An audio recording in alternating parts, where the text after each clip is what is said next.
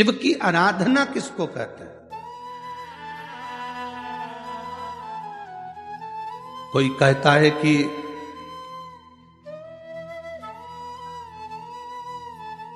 क्यों भटक रहे हो, क्यों जा रहे हो यहां वहां।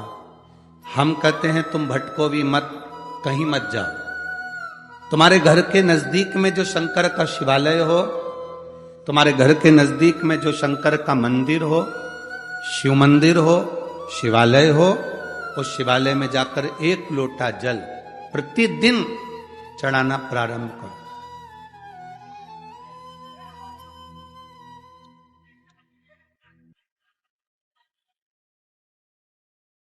जो प्रतिदिन भगवान शंकर के मंदिर में एक लोटा जल समर्पित करता है, उसका हाथ महादेव पकड़ लेता है, फिर ऐसे ही नहीं छोड़ता, उसको मंजिल तक पहुंचाकर छोड़ता है।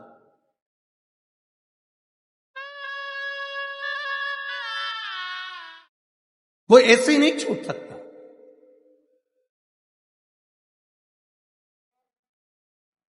आपने अगर उस पर भरोसा करा है, हां थोड़ा कष्ट हो सकता है, थोड़ी तकलीफें आ सकती है, थोड़ा दुख आ सकता है, जिंदगी में थोड़े थोड़े तकलीफें हर मनुष्य के जीवन में आती है। कोई संत, कोई साधु, कोई गुरु, कोई ब्राह्मण, कोई बहुत बहुत बड़ा महाराज भी अगर तुमको कह दे कि उसकी जिंदगी में दुख नहीं है, तो समझ लेना कि झूठ बोल रहा।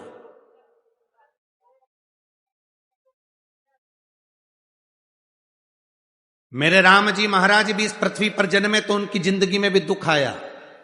मेरे भगवान कृष्ण भी इस पृथ्वी पर जन्मे तो उनकी जिंदगी में भी दुख आया।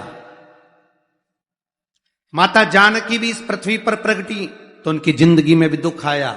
राधा रानी भी इस पृथ्वी पर प्रगटी तो उनकी जिंदगी में भी दुख आया।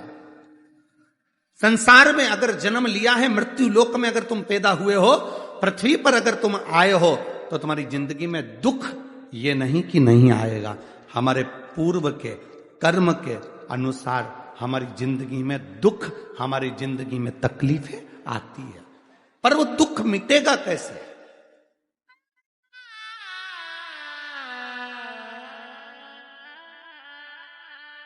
राम जी का दुख कैसे मिटा था?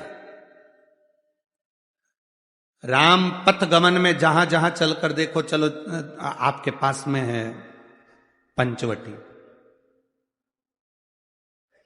आपके पास में नासिक लगा हुआ है, पंचवटी लगी हुई। ये कथा 19 तारीख को पूर्ण हो जाएगी। 21 तारीख को नासिक में माता गोदावरी के तट पर पंचवटी में 5 दिवसीय कार्तिक महीने में कथा लोगों को श्रवण करने के लिए भक्तों को मिल जाएगी। आपके नजदीक में लगी है पंचवटी, चलो जाओ। जितने राम जी महाराज अयोध्या से लंका तक गए, उसके बीच में जितने राम जी के मंदिर नहीं है, उससे अधिक शंकर जी के मंदिर हैं। उसका कारण केवल एक है, राम जी जहां रुकते थे वहां शंकर भगवान के शिवलिंग की स्थापना करते थे, पूजन करते थे, और वहां से फिर आगे बढ़ते थे, फिर आगे बढ़ते थे, फिर आगे बढ़ते थे। बिना शंकर की आराधना के, बिना शंकर भगवान को एक लोटा जल चढ़ाए बिना मेरे राम जी महाराज आगे बढ़ते ही नहीं थे। भगवान कृष्ण के जीवन का चरित्र उठाकर देखो।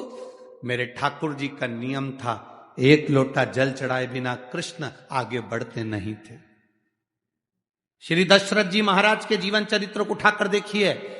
सूर्य नारायण भगवान को जल और शंकर भगवान को जल चढ़ाए बिना दशरथ जी महाराज आगे बढ़ते नहीं थे।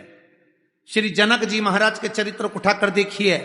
एक लोटा जल चढ़ाए बिना जनक जी महाराज अपनी सभा में नहीं जाते थे।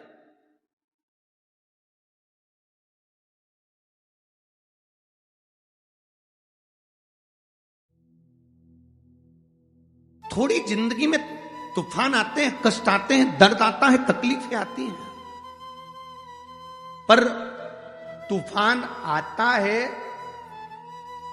तो पता चलता है ना कि मजबूती कितनी है। अभी पता चला, चला कि नहीं चला? अरे बोलो तो जम के। पता चला ना कि मजबूती कितनी है। ये हवा चलती है, तूफान आता है, तब पता चलता है मजबूती कितनी है। उसी तरह दूसरे धर्म के लोग तुम्हें डिगाने के लिए आगे बढ़ते हैं, पर तुम्हारे भीतर का सनातन धर्म दिखा देता है कि मजबूती कितनी।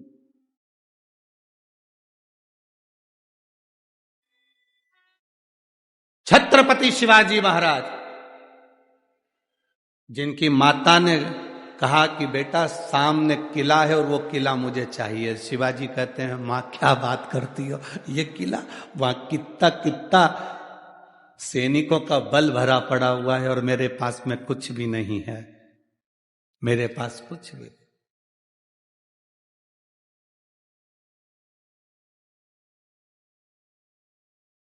जीजाबाई के शब्द जब श्रवण किए, छत्रपति शिवाजी महाराज को छत्रपति का संबोधन स्वयं उनकी माता ने दिया है, स्वयं उनकी माता ने।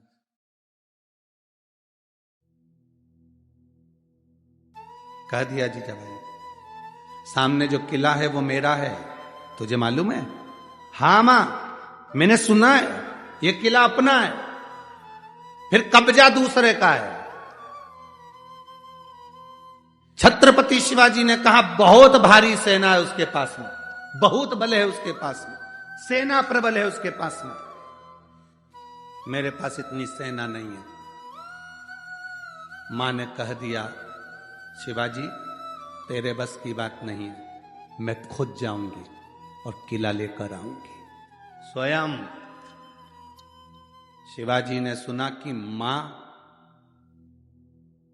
स्वयं किला लेने के लिए जा रही है, स्वयं किला। मां